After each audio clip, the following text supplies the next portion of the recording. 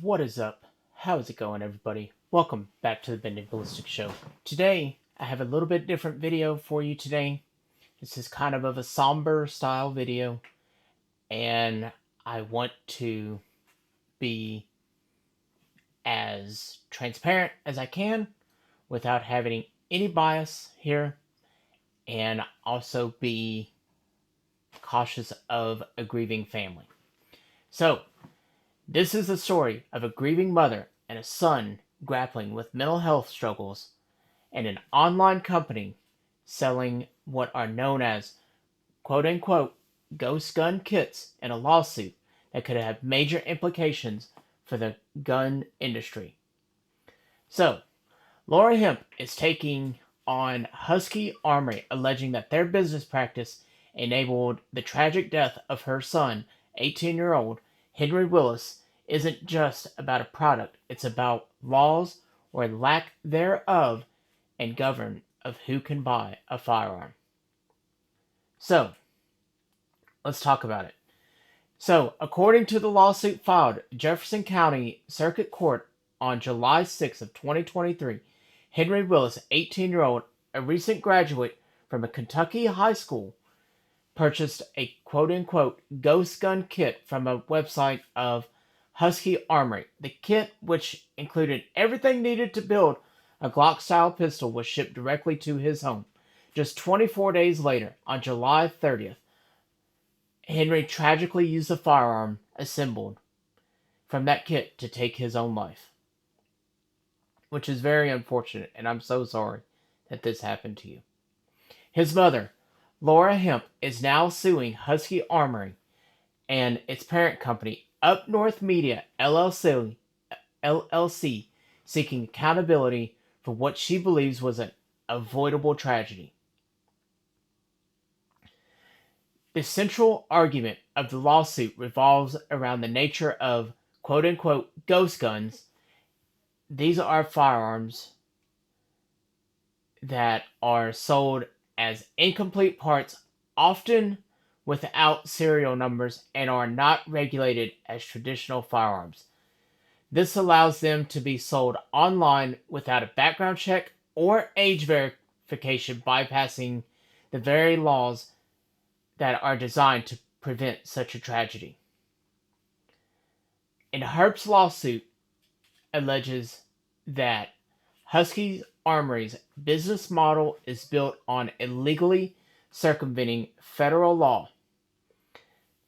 Henry, who was 18 at the time of the purchase, was legally too young to buy a handgun from a licensed FFL dealer. He had also recently been subject to a protective order which would have illegally barred him from possession of a firearm. These are red flags that would have been caught during the standard NICS FFL background check. The lawsuit is being filed with assistance of Everytown Law, a national group that advocates for gun safety when it comes to at a critical time for the firearms industry. The Bureau of Alcohol, Tobacco, Firearms, and Explosives, the ATF, has a new rule that requires unfinished frames and receivers to be treated as firearms, a rule which was recently upheld by the U.S. Supreme Court. The lawsuit argues that Husky Armory's kits fall squarely under this new definition and that the company is operating as an unlicensed firearms dealer. The legal team for the family argues that Husky Armory's business model is not only a violation of the law, but also dangerous and negligent in its practices that prioritizes profit over public safety. They are seeking both compensation and punitive damages. This case, while centered on legal arguments, is fundamentally a story of grief and a mother's fight for change. Henry's mother has stated that Henry was making progress with his mental health and that she believes he would be alive today if it had not been to acquire the firearm so easily. The lawsuit is in an attempt to hold a company accountable and send a message to the entire industry that the sale of these kits without proper oversight can have devastating consequences. For his mother, this legal battle is not just about her son, but about preventing other families from experiencing the same pain that she has. And I cannot imagine having to bury one of my children. So I send my condolences to this mother. Husky Armory and its parent company have yet to file a formal response to this lawsuit. They will have 20 days to respond once they are formally served.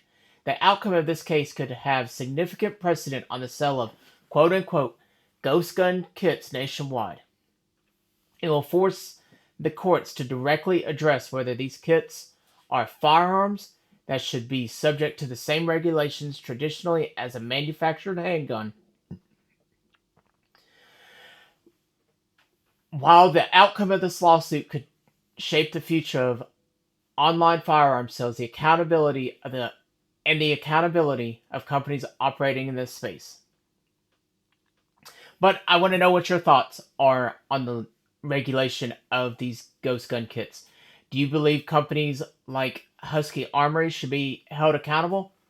Let me know what you think down below.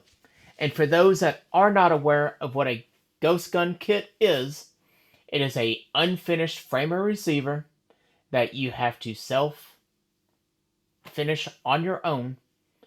But there is that. So let me know what you think down below. Don't forget to like, comment, and subscribe. And until next time, everybody, thank you so much for watching. And thank you so much for giving me your undivided attention while we discuss this. But until next time, thanks for watching.